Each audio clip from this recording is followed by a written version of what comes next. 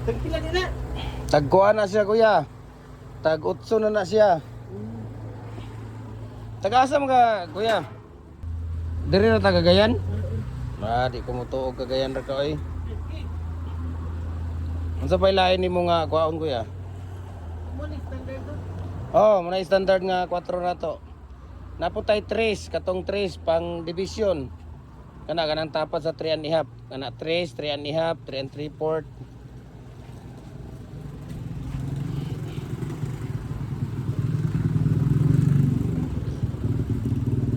Unsa na imo na kuya, pang business o pang ano? Pang DIY lang? Sugo ko ani. Sakop.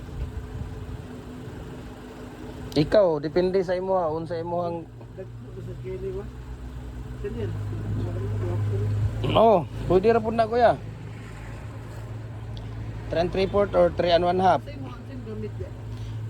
Ang amo yung kuan na kuya kada adlaw kuan 3 and 3/4 og 3 and 1 half ang amo ang gahimuon kada adlaw og 5:30. Mag gagawa kami ng ano standard 4 at saka size pag may mga order kami sa mga LGU.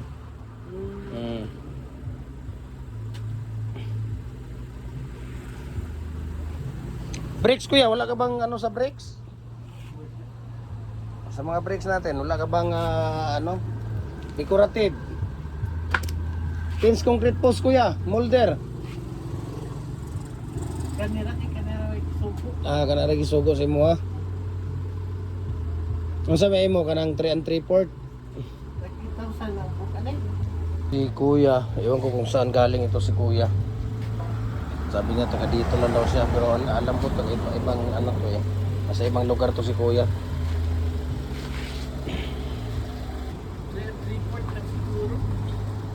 3 and 3/4 or 4 ang sa inyo?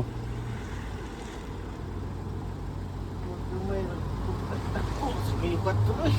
Ha? Dagko tayo. Pero kung pang personal kuya, maganda ang ano.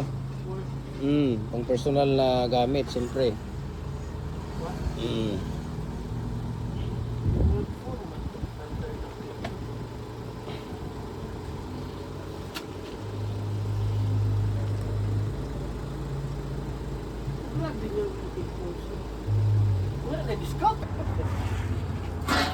Pangalan lang kuya Bi, tagay ko pangalan kuya Bi. Grabe di gid mag. Private nga ato man ang ipos unya. Ayun. Private nga tao. Kanang kuan. 4. Pero okay kina 4 kuya kung single. Single lang imo ha. Dili tikman madang good name personal ra nga Gamit nimo.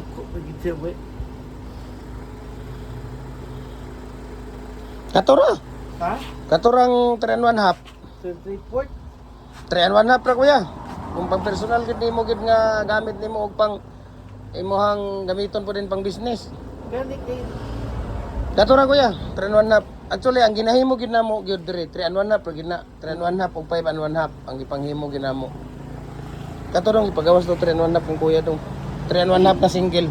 gani nga 3/4 siguro. Ikaw depende sa iyo. Basta 3/4. Na 3/4 daw ya ha. Kana. Kunin mo muna yung ano dong mga decorative. Ayan.